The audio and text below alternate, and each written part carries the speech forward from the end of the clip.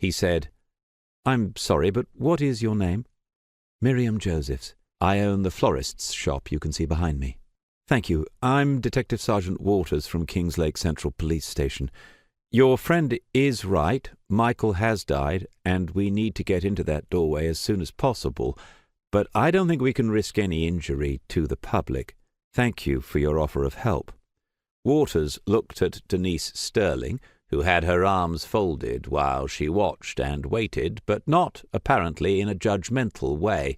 When he caught her eye, she shrugged. The girl said, "I don't think Ben qualifies as a member of the public, does he? Lola knows Ben, and both of us. We often take her water and food. Ben can go first and see how she reacts." Behind them, O'Leary sniggered and said, "Lola and Ben," to Wilson. The girl went on, "So I'll unclip the harness and tell him to say hello to Lola." She was reaching down, but still waiting for Waters to say something. With leadership comes responsibility, but he couldn't recall a module in the management training manual that even came close to this situation.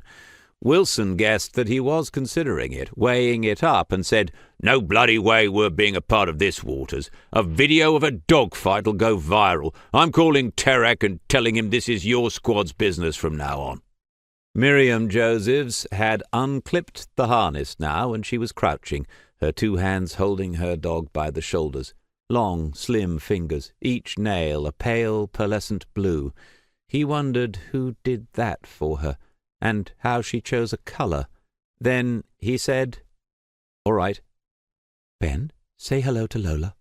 She let go, and her dog immediately wagged its tail and went towards the other one.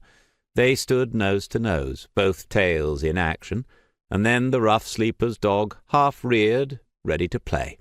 The older woman said to Miriam, "They're fine. Do you want me to put the harness back on?"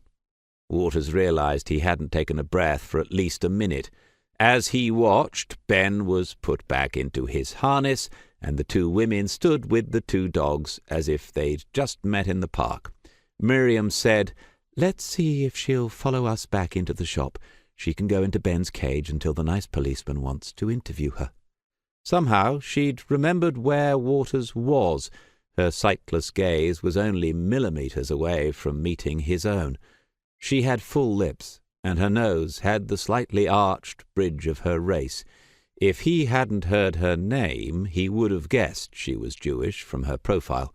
And now she was smiling because she had saved the dog and got her own way, perhaps.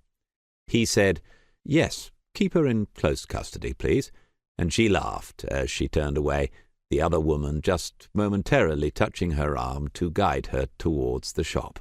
He watched them go, the two dogs side by side, the girl very upright, her long hair now shining with the rain, and thought what an extraordinary Monday morning this was.